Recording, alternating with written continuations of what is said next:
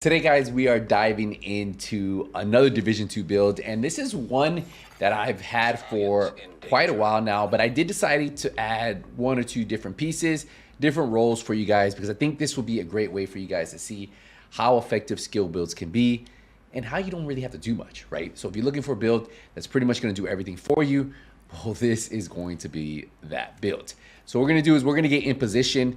We are at New Venice. We actually have 4 directives on. So if we go to our open world map, you'll see we have 4 directives. The only one we don't have on is cool skills because we will be using 2 skills, but we have pistolero because we'll be running a pistol with this build, and global difficulty heroic. So obviously we're getting as much XP as we can.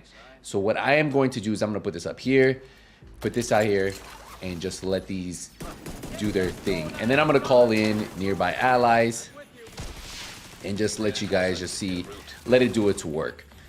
Now, once it gets its first kill, then it's gonna definitely start hitting harder.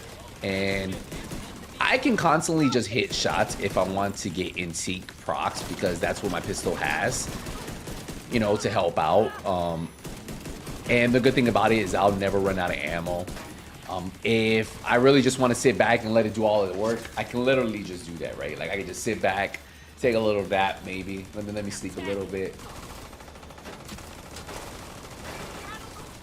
Peek. Yeah, we're still good. It's doing its work, right? That's the thing about skill builds. Skill builds will completely do everything for you. If you're looking, if you're new, if you're struggling with sniper builds, one-shot builds, you're struggling with striker builds, and you're struggling to get those pieces, and you want something that's going to do it a little bit more effective for you, a build like this, look, I don't have to do anything. Now, if I want to get in the business, I can target like where I'm shooting, right? I can send my drone after it. But again, we have a guy right here. Hit him a couple times. And it's just gonna do everything that I needed to do, right? There's a guy over there. He's down. And look, my drone's flying around. My assault turret's flying around. And it's pretty effective, right? The cool thing about this build is I did put a little bit of armor regen, and I'll explain why in a second. Let's get this guy.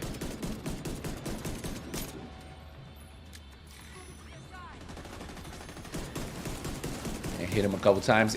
Want to get max damage I can? Well, I'll use my pistol, right? Because my pistol has in sync on it, so I'm getting an additional 30% weapon damage and 30% skill damage every time I'm hitting them, and we have in sync proc. So again, we were able to clear it.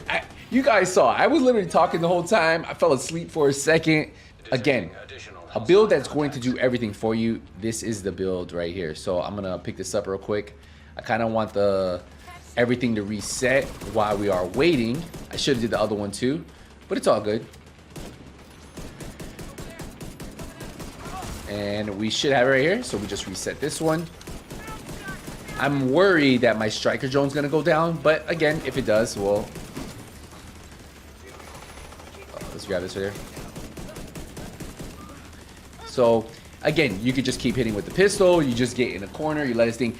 The crazy thing about this is you'll be surprised. You can actually, I used to use this build to solo Summit Legendary, yes. The only time you would have issues is if you would ever have the moments where you got those EMP towers.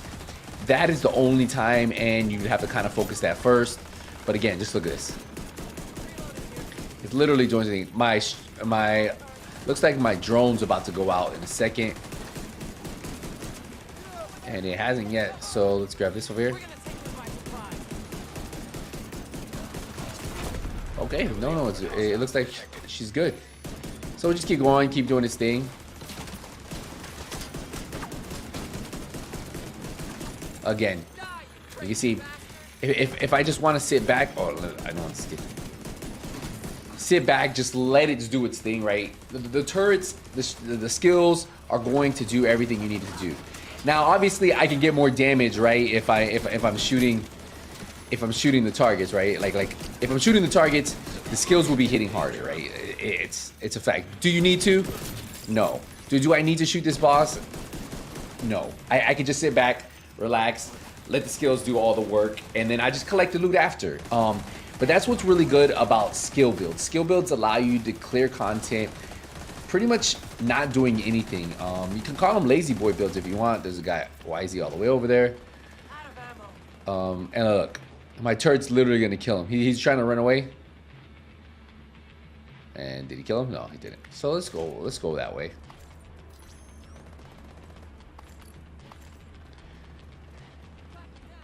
Sometimes they run away, but typically you shouldn't do that. And that's it. All you have to do, go collect your loot after, see if we got anything good. We got a Henry chest piece that I didn't need. But again, and then I just grab this. I can deconstruct destroy my skills, and I have them ready in 12 seconds for the next time some enemies come by. And you saw, I actually have my striker drone, which I was surprised how it got refreshed. It's kind of weird. It never went down.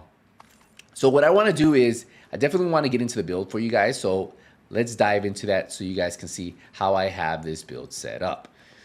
So guys, we have a pretty typical striker build. I put talents on that I have to do less work, right? And I'll explain that in a second. So ideally on this build, I am running 2 blues. So we're sitting at 1.1 million armor. We have still 6 yellows because we are running the technician, which is going to give us 10% skill damage. Plus it gives us 1 yellow skill tier. And then we have my main weapon, the TDI card, which gives us 1 skill tier plus pistol damage. And then I have In Sync on there. And obviously, like I said, if you want to put out more damage, shooting the weapon is going to do that. Because remember, hitting an enemy grants 50% skill damage. Using a non-skill shield or damaging an enemy with a skill grants 15% weapon damage. And if you do this simultaneously, you'll get 30% weapon damage and 30% skill damage. So it works really good, right? I have crit chance on there and 11 round magazine. Ideally, you can run this however you want. It has 136,000 total damage with this. Now, for the build itself, we do have an Empress International. We're running a 3-piece. So the 1-piece, 10% skill health, 2-piece, 10% skill duration, 3-piece, 10% skill efficiency. Now we have armor on here, we have skill damage, and we have armor regen. And you're gonna see why in just a few, why I have this piece with armor regen. And then we have skill haste on here, and that just helps with a little bit of the cooldown, especially if a skill does go down, 12 seconds isn't bad to wait for them, right? For the chest piece, we have the Empress International chest piece. This is our 2nd piece. We have skill tier, skill damage. Now for this piece, you could actually roll another armor regen here instead of the skill haste. It's really up to you. And then we have skill duration. Now I like kinetic momentum, especially when I'm running 2 skills that stay up long, right? So we have kinetic momentum. What it does is when in combat, each skill generates a stack while active and not on cooldown. Stacks increase your total skill damage by 1% and total skill repair by 2%, up to 15 stacks per skill. So something for you guys to keep in mind. Amazing, amazing talent. A lot of guys who run skill builds like running Glass Cannon. For me, I just don't want to have to worry about the extra incoming damage. I just sit back, let it do all its work, and I just hang out and chill, right? So Kinetic Momentum is actually a really good piece for skill builds. Then we have our exotic piece, the Waveform Holster, probably one of the best in-slot pieces for most skill builds.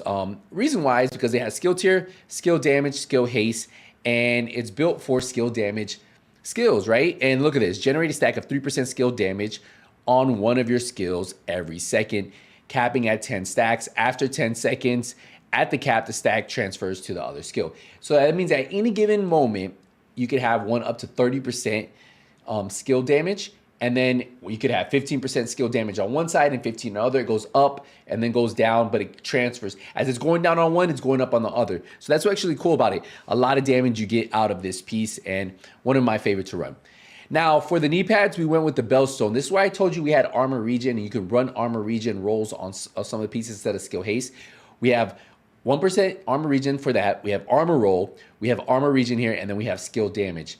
And this is going to give us about 20,000 armor regen, which is good because if we do take any damage, we're sitting in cover most of the time. The armor regen should come back slowly. Now we have, for our 3rd piece of Empress International, we have the gloves. We have skill tier, skill haste, skill damages, where you could put a little bit more armor regen on here if you would like. And then for the backpack, we went with the Wyvernware backpack. This is going to give us that 10% skill damage. We have skill tier, skill haste, skill damage, a skill haste mod on here, and then we have tech support. Skill kills increase total skill damage by 25%. Reason why I like tech support is because, again, I can let my skills do the killing for me. If I have to do something, I can sit back. You saw I took a little nap, lay down, relax, let the skills do everything for you. It's going to get through that content easy. It's not gonna really bother you. All you do is sit back, throw the skills out, let the skills do the work, and then as they clear the enemies, then you go get the loot afterwards. And then hopefully you do this a couple times, you guys will have some pretty good builds. But yeah, overall, this is how I like running mine. I do have my striker drone at 15 expertise. So it's giving me another 15% striker damage on here. So that's why it's actually really, really good. Before any of the buffs, it definitely hits hard. It's sitting at 91,000 damage base damage. And then obviously, once I get all the buffs from all the other talents, it's going to get stronger. And then if you look at the turret, we have 132,000 damage, and this one's at 7%, 7 expertise. So I'm getting an additional 7% damage on there. So both of these skills work really good, and this is typically how I run mine. I just want to show you my armor regen real quick. We have 1.1 million armor, and then we are sitting at 20,000 armor regen. So again, that's why it's a cool build. But overall, this build right here, I don't think you guys will be disappointed. You guys will probably enjoy this one. It's one of those builds that I've ran a lot of different ways, but the good thing about it is you can always swap out this one piece right here to a lot of different things depending on how you want to run it. And I kind of like having that, a little bit more armor regen, being able to have that. If you guys really want, and you guys actually have, let me show you right here. I might actually have one on me. If you guys have the 1% armor regen knee pads that also give you 20% skill duration, that could be something for you too. The Emperor's Guard, sorry. So if you guys have the Emperor's Guard, that could be a good piece you guys could put there. And then you also get a little bit of that skill duration too. So really up to you how you guys want to run it. But yeah, this is it. Hopefully you guys enjoyed it. I'll see you guys in the next one. Hey, nothing but skills out. Take it easy, everybody.